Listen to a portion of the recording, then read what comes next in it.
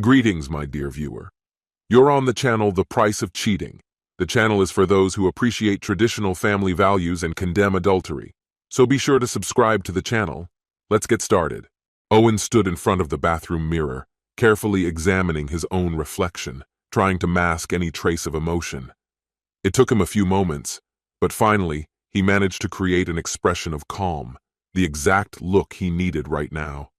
This wasn't going to be easy.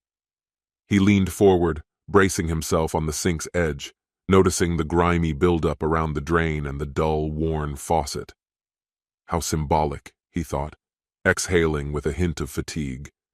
He strained his ears, trying to catch the sound of footsteps outside the door or the familiar dull thud of the front door closing, but silence reigned around him. Owen knew he could no longer hide in the bathroom without raising suspicion, something he definitely couldn't afford. Casting a final glance in the mirror to ensure his appearance was acceptable, he prepared himself for what lay ahead. It was time to face what awaited him. He pushed open the bathroom door, and it creaked slightly.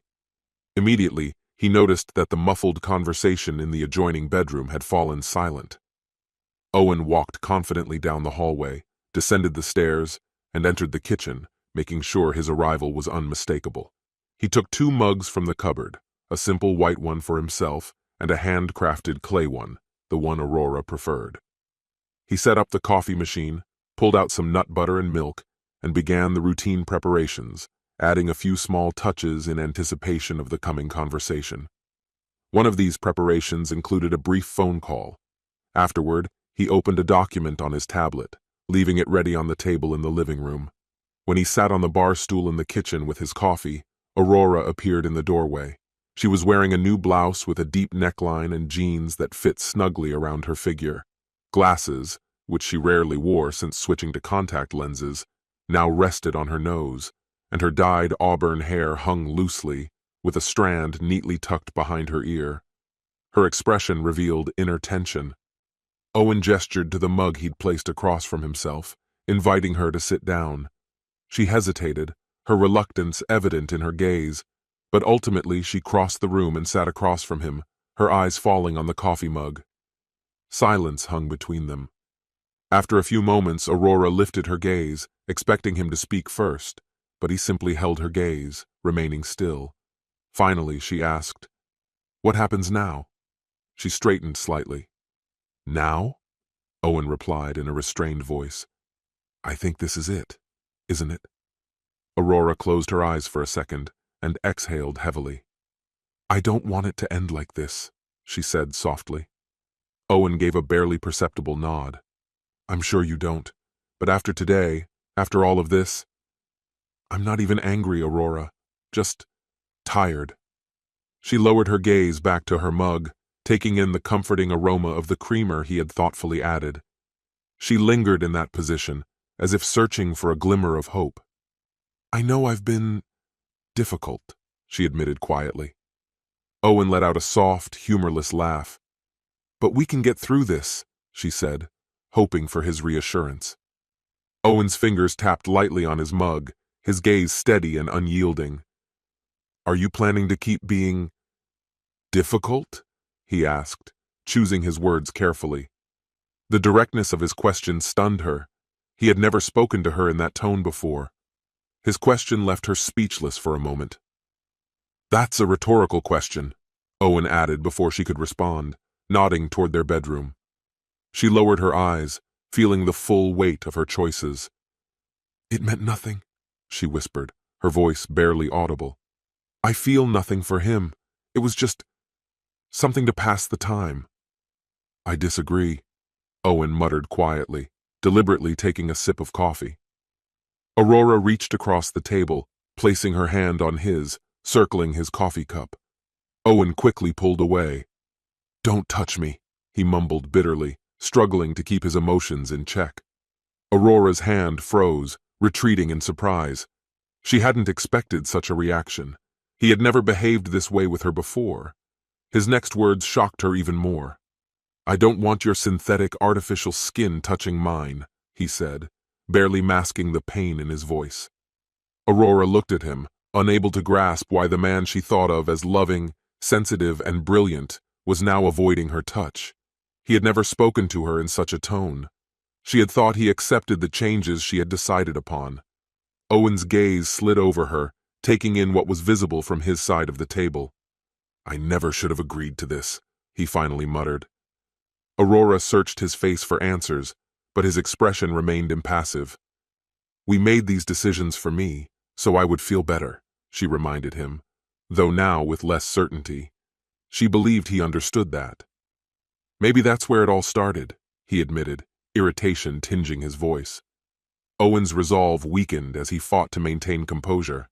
Liposuction, lifts, the first augmentation, teeth correction, then more surgeries for perfection, a changed nose shape, all of it. At first, yes, it was so you would feel better. Aurora opened her mouth to respond, but he interrupted her. "But after the first procedure, it became a transformation into some fantasy." With these words, Aurora sprang up, her chair crashing to the floor. "What's wrong with wanting to be attractive?" she demanded. "I've never felt this way before." Owen looked as if he wanted to argue, but Aurora's words flowed, laden with guilt, defensiveness, and disappointment.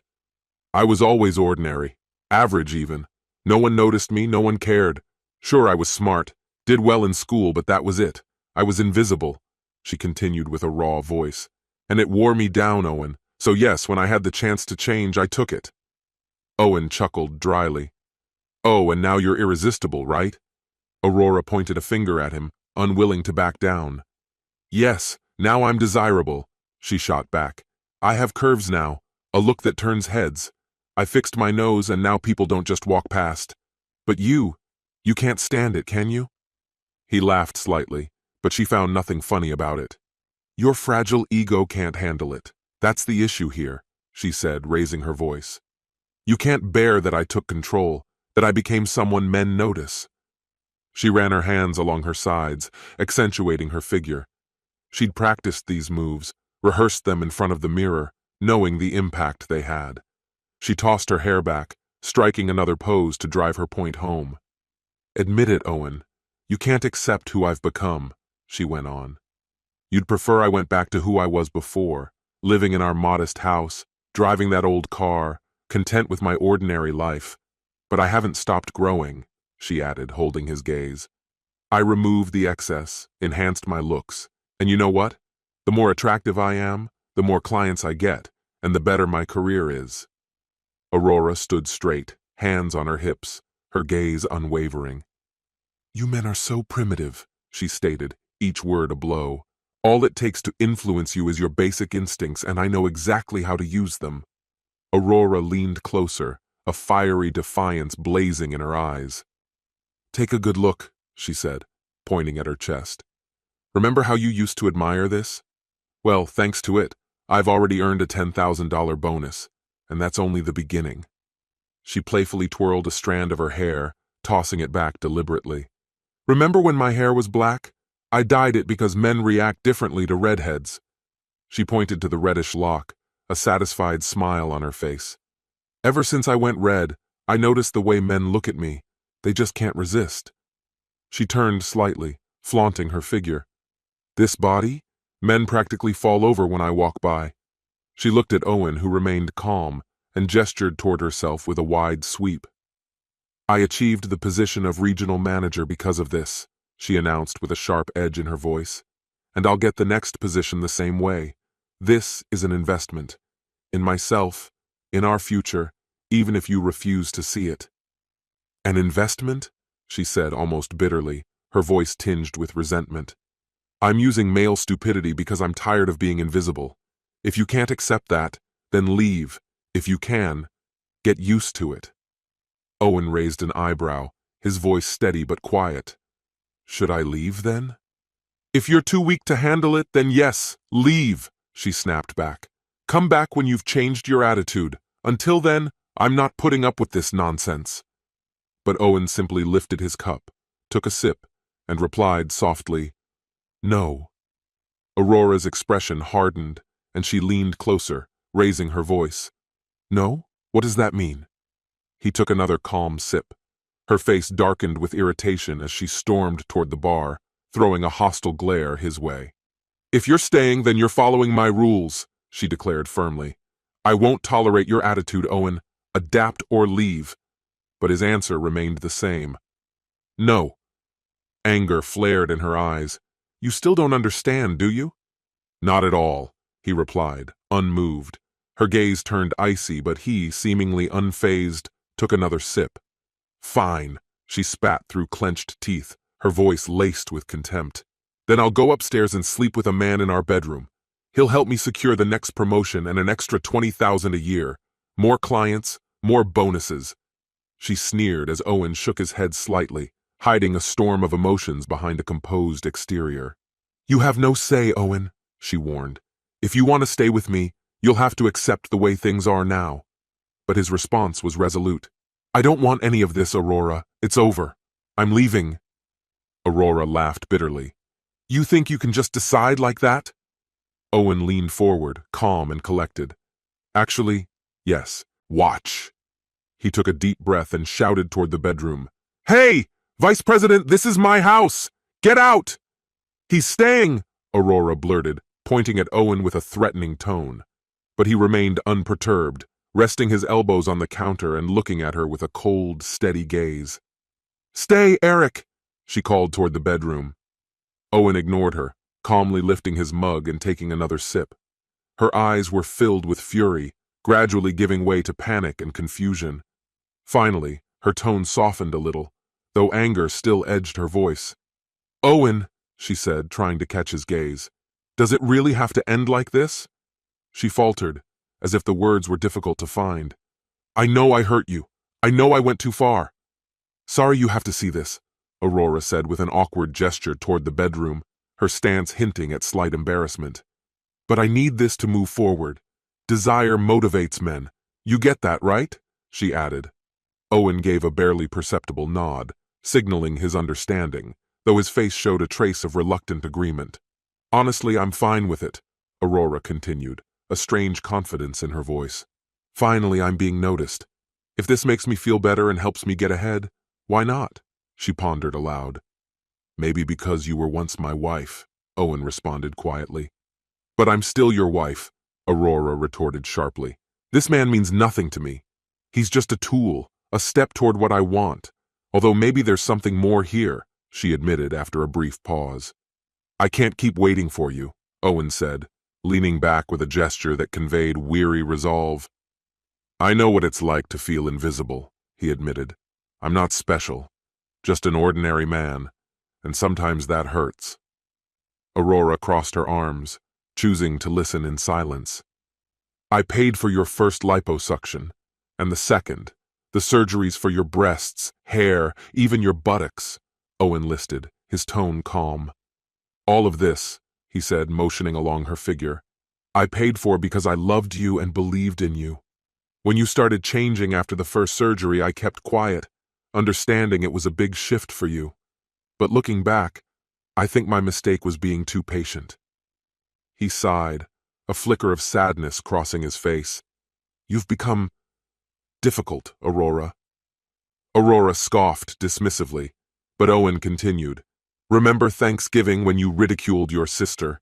Your words were harsh. She used to be so much like you. She didn't deserve it. And when your mom tried to intervene, you brushed her off. Sure, you stopped insulting your sister that day, but you ignored her entirely and never apologized. Not my problem, Aurora replied coldly. No, it's a family matter, Owen countered. You hurt your sister, upset your parents, and this has become a pattern. Have you noticed how seldom they speak to you now? He hesitated. Your brother uses colorful language when he talks about you to me, and I stopped defending you.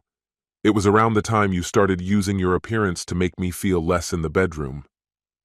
At first, it was a joke, he continued, but over time, it seemed you started convincing yourself that you were above me. I think to some extent, you even enjoyed belittling me, at least behind closed doors. Aurora smirked quietly. Maybe, but only in private. So what? And then there were your old friends, Owen reminded her, like Jules. She was supposed to be your close friend, remember? Aurora shrugged indifferently. If she can't handle the truth, that's her problem. Owen nodded. confirming her suspicions. "Yes, she did," he muttered. "That's why you're no longer close." Aurora closed her eyes momentarily, took a deep breath, raised her brows in restrained irritation, then lowered them, waiting for him to continue. "You started to leave," he said in a tired voice, "drifting away from the woman I once fell in love with, the woman you used to be." Aurora had never sought to pose for the cameras.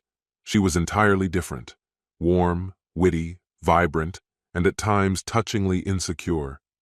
She was compassionate, loyal, and although her cooking skills left much to be desired, she was the best friend he'd ever known. Now, she looked at him, her gaze full of concern. "And what about you?" she asked quietly. Owen raised his hand in a weary gesture toward her. "Now you're just a cold, artificial doll. I don't recognize you anymore, and I'm tired of pretending I do." "Then just leave," she snapped, pointing toward the front door. "Get out!" But Owen didn't move. He stood firm, his face calm. "No." Before either could say another word, a knock sounded from the far end of the house. Apologizing, Owen stood up and left the room. Aurora rolled her eyes, annoyed by the interruption. She heard the doorbell ring again, followed by Owen's voice saying, "I'm coming." She leaned slightly to see who had arrived. When Owen opened the door, two police officers, a man and a woman, entered the house. "Please come in," he said, gesturing them inside. The officers scanned the interior before their eyes landed on Aurora in the kitchen. The female officer turned to Owen. "Sir?" "Yes, thank you for coming," he replied, pulling his wallet from his pocket. He handed his driver's license to the male officer. "Here's my ID. I'm the legal owner of this house, and I have an unauthorized person in my bedroom." He nodded toward Aurora, adding, "And I'd appreciate help in removing her from my property." Aurora's eyes widened. "Owen!" she shouted, taking a step toward him. The female officer glanced upstairs. "Is the person upstairs armed, and could you explain what's going on?" "Please, Owen, stop this," Aurora pleaded, her voice filled with desperation. Owen stepped back, maneuvering around both the officers and Aurora. He went to the coffee table, picked up a tablet, and tapped something on it. Muttering to himself, he handed the tablet to the male officer, who began reviewing the document displayed on the screen. "What's this?" asked the officer, comparing the document with Owen's ID. After a moment, he nodded and returned the tablet. "All right, you are the property owner." Aurora's face contorted with anger and a trace of fear. Her voice trembled. "Owen, what are you doing?" She realized that control over the situation was slipping away from her. Owen's voice cut through the silence. "I caught my wife in our bed with her boss doing something they shouldn't have been," he said dryly. "I told him he was here illegally, but he refused to leave. I want him removed, and I'm filing a report against him." Aurora's jaw dropped. "Owen!" she exclaimed in shock. The female officer muttered something about not enjoying family disputes. "Officers!" Aurora interjected, her tone irritated as she glanced from the officers to her husband. "I invited him. He wasn't trespassing." The male officer shifted uncomfortably. "Ma'am, according to recent protocols, if a family member claims someone is trespassing, we're required to remove them." He shrugged. "If they don't comply, it's—" "Did you clearly tell him to leave?" the female officer asked Owen. "Yes," he answered firmly. "I shouted it from the stairs. The door was locked. I wanted to avoid a confrontation." He tapped his breast pocket. "And I have it recorded," he said, nodding toward his phone. Aurora clenched her jaw, her eyes narrowing. Owen continued, pointing at her. "And I need her to leave too. No charges, just escort her off my property." "Did anything physical happen?"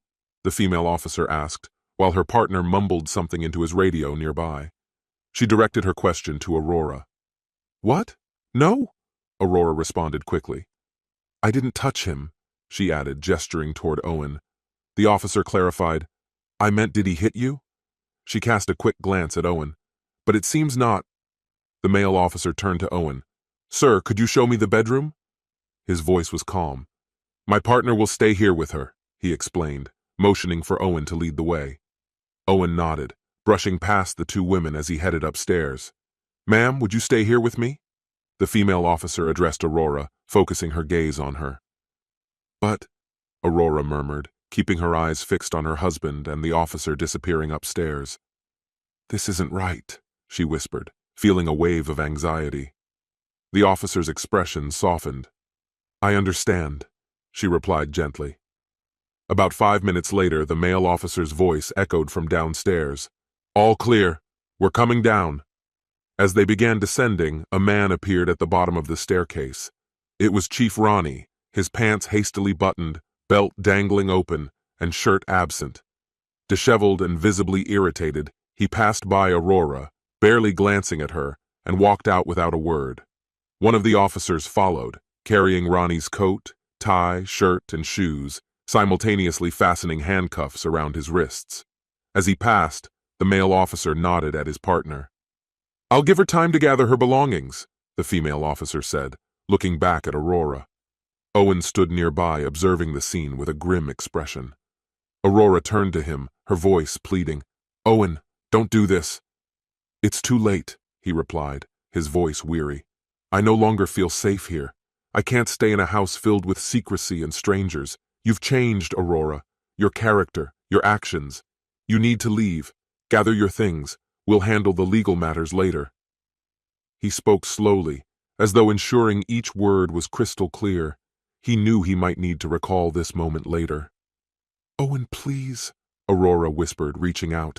We can still fix this. We tried, Aurora. We tried for a long time. His voice sounded resigned. Memories flickered in his eyes. It's over. This is final. He turned to the officer. Can she gather her things? Aurora felt a chill wash over her. The situation had become unmistakably clear. The officer nodded. Of course, there's a car in the garage. She can take it. She looked at Aurora. Come on, dear, she said gently. We'll collect your things. Aurora followed her as if in a trance. As she climbed the stairs, Owen took out his phone and discreetly stopped the recording.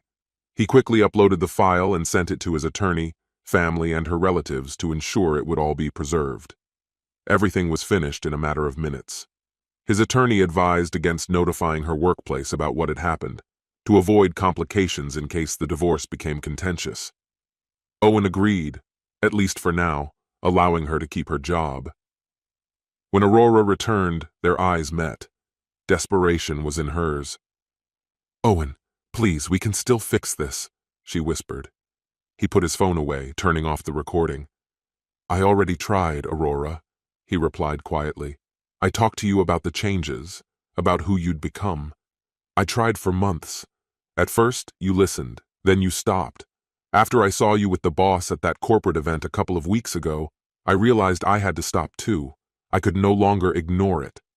Owen, you know what I told you, she insisted, her voice trembling. Please, remember what I said. Remember?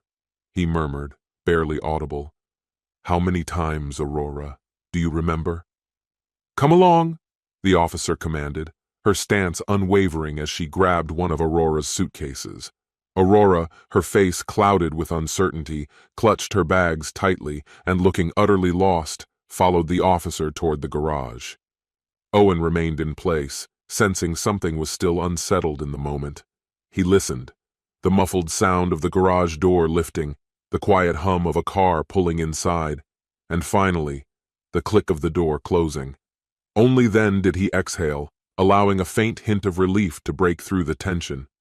He sank onto the couch with a heavy sigh, feeling the pain of losing the woman his wife once had been, hoping that somehow she might find her way back to herself. In the kitchen, an abandoned cup of coffee sat on the counter, long since cold. 20 years of marriage, 20 years of life. All of it wasted. He had dreamed of a big family, of children. But once he had invested a substantial sum in her appearance, she transformed into something like a model and changed as a person. He didn't regret the money he had spent on this woman. He regretted the 20 years that had left nothing behind. After this marriage, she had nothing left but her beautiful appearance. This concludes the story. If you like it, then put your powerful like and subscribe to the channel. Greetings, my dear viewer. You're on the channel The Price of Cheating, The channel is for those who appreciate traditional family values and condemn adultery. So be sure to subscribe to the channel. Let's get started. Violetta and Matteo got carried away with intimacy in the office conference room where they worked, unaware that anyone might catch them. They were keenly aware their time was limited, and that after their peak, only a few fleeting moments of closeness would remain.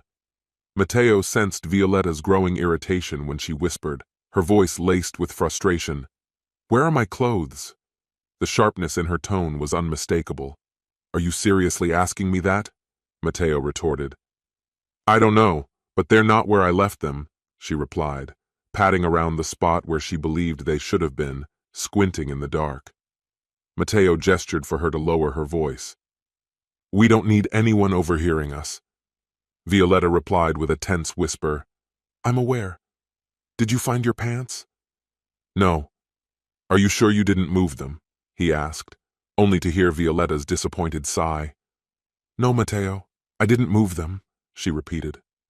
Matteo ran his hand through his hair, muttering a quiet curse. "So where could they be?" "How should I know? Just open the blinds a bit so we can see better." He turned the rod to let in a sliver of light, but it only illuminated the carpeted floor, no sign of their missing clothes. Panic began to creep into Violetta's voice. "Someone must have taken them. And my phone was in my pants pocket," Matteo said, his eyes widening. "You're not joking? My phone was in my pants, too." She stood up straight, scanning the room as if their things might magically appear. "I don't see any tissues or anything we could use. Isn't there usually something next to the water pitcher?" she asked, but Matteo shook his head, equally tense. "There's nothing here. This is really bad." "What do we do now?" she asked, and Matteo looked around before responding. "I'll lock the door until we figure this out."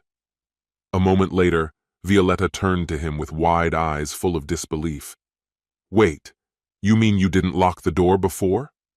Her voice rose higher than she intended, irritation spilling out. "You came in last. I thought you closed it," Matteo said, trying to keep his voice low, but Violetta's anger flared. "I did close it. You must have opened it." "I just locked it, Violetta," he insisted, his voice calm but with a hint of annoyance. "This is a complete mess." "Is there anything in the closet?" she asked, already heading towards it. Matteo followed her, watching as she rummaged through until she found an overlooked packet of tissues tucked away in a corner. Without hesitation, she tore open the packet and quickly used the tissues to clean herself up. After wiping her body and legs, she looked around, a mix of relief and disappointment washing over her. This small victory hardly felt worth celebrating, and they fell into silence, the weight of their predicament bearing down on them as they stood there, with no new solutions. After a few minutes of silence, Violetta finally spoke again, her voice cautious but determined. "We need to wait until everyone leaves the building."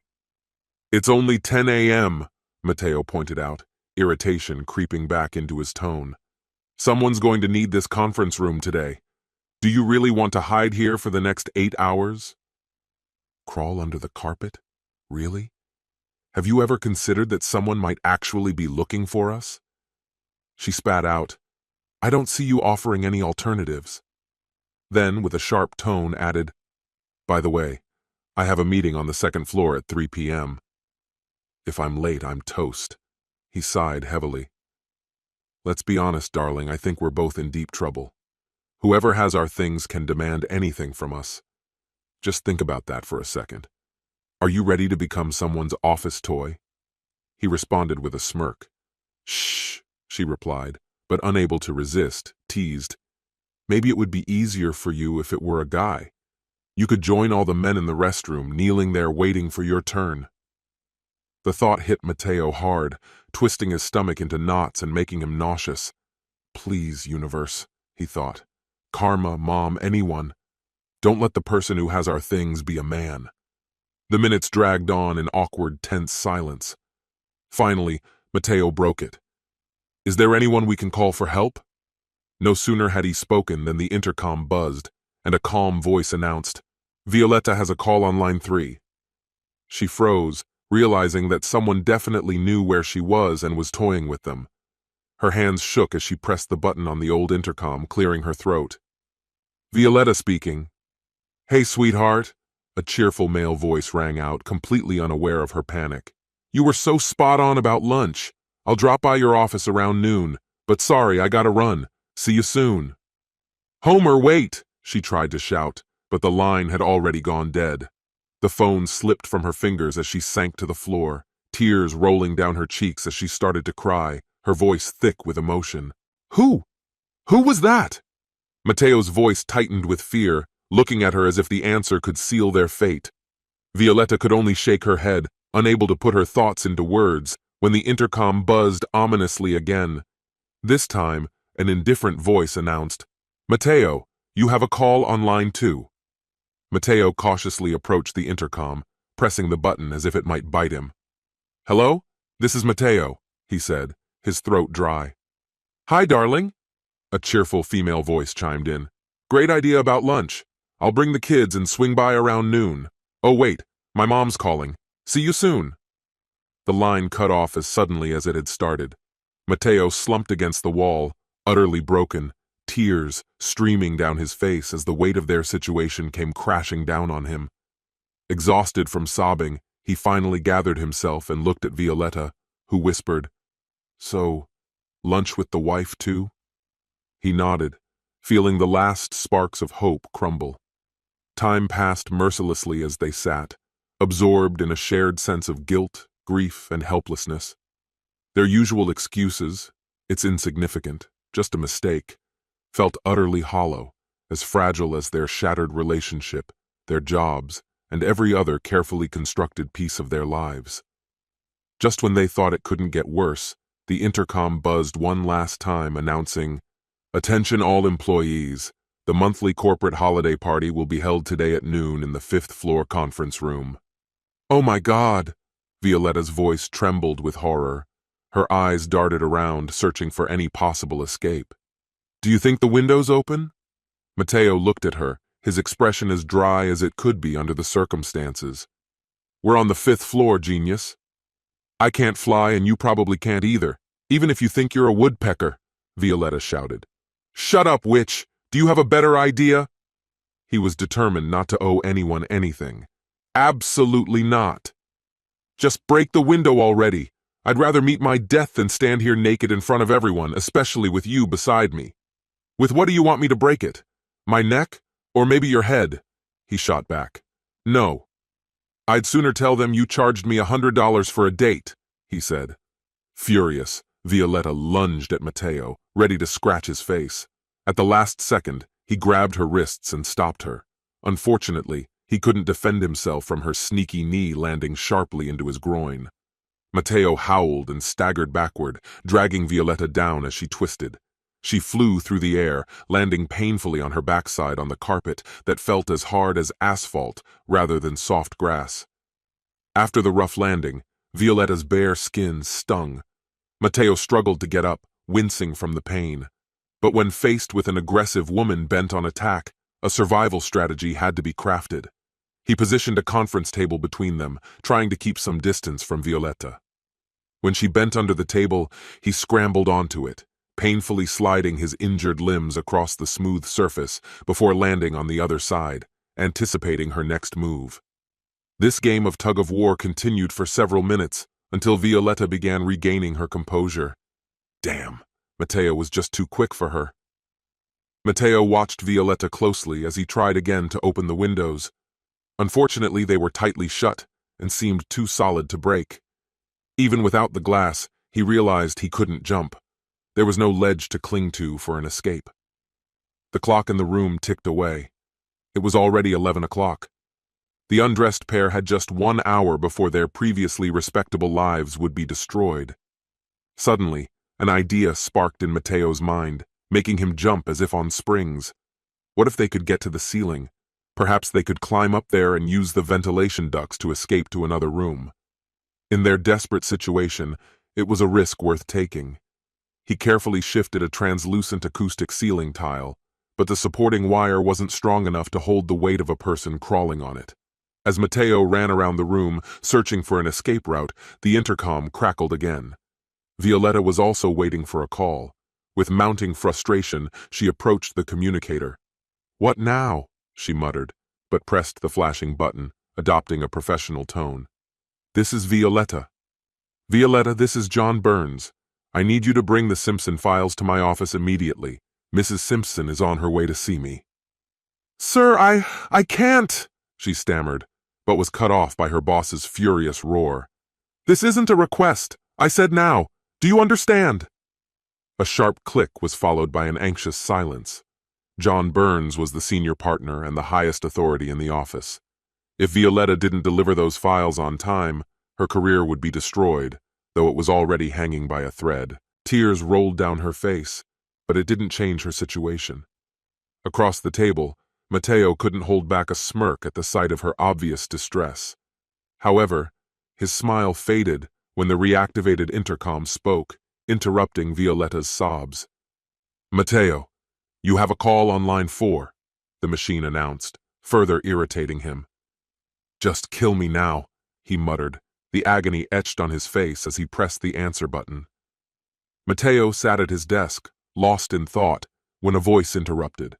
A woman's voice, unfamiliar yet commanding. "Matteo, this is Marge Crabb.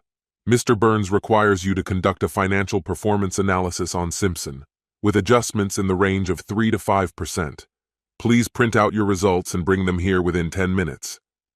"Miss Crabb," Matteo replied, keeping a serious tone, "I'm currently experiencing some technical issues with my computer." "What a shame, Matteo," she shot back sharply. "You have 10 minutes. Before he could say anything more, the line abruptly cut off. Stunned by a sense of impending disaster, Matteo closed his eyes and leaned back in his chair, hoping to escape the reality of his looming troubles. Suddenly, a shrill voice echoed beside him. "Here's $100, you fool!"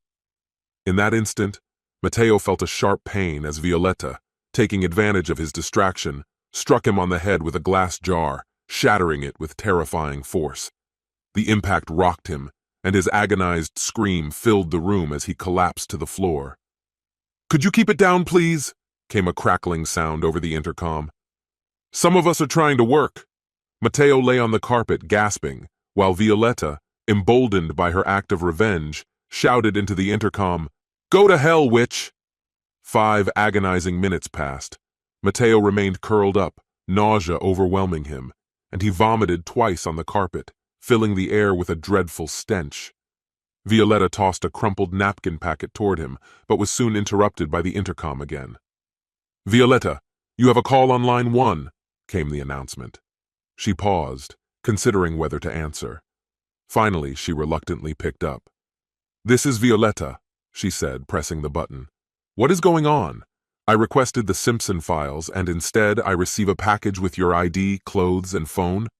Their supervisor's voice was thick with irritation. Violetta hung up, slumping beside Matteo's desk. "How could everything go so wrong?" she lamented. "Matteo has a call on line 3, came the intercom again. Slowly, Violetta pressed the button, inadvertently disconnecting Matteo's call without explanation. Summoning his strength, he managed to say, "This is Matteo. Matteo, this is James Smithers, HR manager. We've received a harassment complaint from Miss Crabb. She claims you sent her a package with her clothes and phone instead of the requested printouts. Apparently the clothes were quite messy, with shoe marks on the back of her shorts. What kind of joke are you trying to pull on a respectable woman?" "Sir, this isn't what it seems," Matteo insisted, his voice laced with despair. "I need you in my office, immediately." The line ended with a loud crack as the phone dropped. Matteo turned to Violetta, a faint smile appearing on his face. "Whoever is behind this is clearly enjoying our misfortune." As he rolled onto his side, he noticed blood staining the carpet. A well-aimed blow from Violetta had left him injured. "Oh my God, Matteo, you're bleeding!" she exclaimed, her face changing in shock. "I'm so sorry!" "Call 911. I need medical help urgently," he groaned, his voice filled with urgency. "But," she hesitated, clearly at a loss. "No buts! We'd be dead if we hadn't already buried ourselves." "Give me the damn phone," Violetta snapped, dialing for emergency services, asking them to come to the 5th floor conference room. When the paramedics arrived at 11:51 a.m., they knocked politely on the locked door. Violetta quickly opened it, trying to slip out of sight as two uniformed men entered the room. "Quite the serious Friday fun in this office," one of them noted, taking in the scene. The younger of the two men chuckled quietly as he approached Matteo, who was pressed against his desk. John Burns, who had arrived just after the paramedics, noticed Violetta desperately trying to cover herself with her hands. Eagerly, he said, "Miss Van Houten, you need to put something on immediately." "I can't. My clothes are gone," she exclaimed, her voice trembling with anxiety. "Somebody give her something to wear," he commanded, glancing at curious employees peeking around the corner. He turned back to Violetta, sharply asking, "Where's Matteo's clothing?" "It's gone too," Violetta answered, her voice barely audible. "What? Did someone threaten you both and force you to undress?" Mr. Burns asked, a note of disbelief in his tone. "No, sir," Violetta stammered. "We were using the conference room for a date, and while we were distracted, our clothes disappeared." Tears rolled down her cheeks as one of the employees handed her a coat, which she quickly wrapped around herself, clutching it tightly. Meanwhile, the paramedics had called the police to investigate the strange incident that left Matteo injured. As noon approached, marking the start of the planned office party, a crowd began to gather around the scene. Rumors swirled through the office, the details of the incident growing more exaggerated than the reality. A police officer arrived and briefly spoke with Matteo before leading Violetta to a quieter place for a private conversation. Matteo, strapped to a stretcher, was wheeled past the onlookers like a figure in a parade. As he passed, Chloe, the secretary from the 5th floor, seized the moment to make a biting remark. "Thanks for not helping me get that job I was promised," she noted with blatant sarcasm. Matteo winced, feeling humiliated. He had tried for a long time to impress Chloe, boasting about his connections in the company. When she showed little interest in a romantic relationship, he had started belittling her, treating her as a mere assistant. Now, catching a glimpse of her smug smile as he was wheeled away, he began to suspect she might have orchestrated his current predicament. A little later, Homer, Violetta's husband, arrived and joined the gathering crowd in the conference room. Behind him came Matteo's wife, pushing a stroller with their child inside. As Matteo was taken away in one elevator, Chloe rode up in another. Ensuring John Burns could hear her, she called out, "Hey, Violetta, do you still think our humble secretary lacks the creativity to succeed in business?" Mr. Burns stepped away from the group and took the opportunity to introduce himself. "Young lady, what's your name and what do you know about this situation?" he asked, directing his question at the lively young woman who seemed rather observant. Everyone in the room, including the newly arrived spouses, focused their attention on her, eager to hear her response. "I'm Chloe Robinson," she introduced herself. "I'm the secretary on the 5th floor. When Violetta and Matteo reserved the conference room for today, I felt something was off. They'd done this before," she explained knowingly. "When they went in this morning, I discreetly followed them. They were too absorbed in each other to notice when I picked their clothes up from the floor. Then I left just as quietly as I'd come, while they, engaged in inappropriate activities."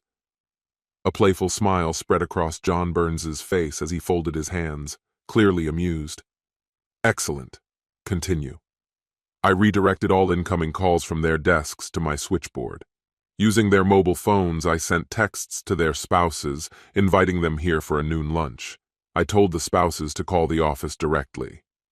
Chloe smiled slightly, revealing charming dimples as she described her clever plan to Mr. Burns and the interested audience. "Every time someone tried to reach the office, all the calls were routed to my console, including yours, sir. I activated the intercom system." She pointed to the intercom on the desk, signaling to everyone about incoming calls. John's mischievous grin turned into a wide smile. Most of those present reacted to Chloe's revelations with laughter and chuckling, except for two hurt spouses who were full of resentment over their partner's betrayal. "And what about the story behind the outfits that were sent to me and Mrs. Crabapple?" the boss asked another question. "Apologies, sir," Chloe responded, her discomfort evident. "I sincerely regret it, especially for both of you. I just wanted this to be the last nail in the coffin of their deception." "I understand." "Well, you certainly achieved that. What drives your personal disdain for them? Is it just their inappropriate behavior? Chloe explained. It goes deeper. They treated me with such disdain as if they were above me. Perhaps this will teach them an important lesson, prompting them to rethink their actions before thoughtlessly breaking ties in the future, Mr. Burns remarked. Miss Robinson, my executive assistant, Mrs. Crabapple, will soon retire. I would like you to consider applying for her position, he said, clearly impressed with the young woman's conduct during this scandalous episode. Some members of the audience started clapping, soon joined by others. Then a police officer approached Mr. Burns. May I have the evidence bag for Violette? I'm arresting her for assaulting Mateo. A moment later, the downcast Violette walked out, moving as if she had committed a grave crime. Homer shouted after her, Don't even think of coming back home, you witch! Meanwhile, Mateo's worried wife asked, Where is Mateo? John Burns escorted the emotional couple, both with tears in their eyes, into his office for a private discussion. Swift retribution struck the scandalous pair, Mateo and Violette. Ultimately, the company paid a substantial settlement to Mateo's wife for her suffering, considering Violette held a senior position while Mateo did not. Homer, rather than demanding financial compensation, chose to leave the unfaithful spouses in their positions within the company until the divorce was finalized, thereby avoiding alimony payments to his unfaithful former wife. However, the divorce court issued a significant alimony ruling against Mateo. In contrast, Homer Van Houten's divorce filing faced no opposition, allowing him to avoid any alimony obligations entirely. Shortly after their divorces were completed, Violette and Mateo were dismissed for violating company policy. Chloe Robinson was appointed as Mr. Burns's new personal secretary. Interestingly, many company employees began treating her with even greater caution than they did the boss himself. This concludes the story. If you like it, then put your powerful like and subscribe to the channel.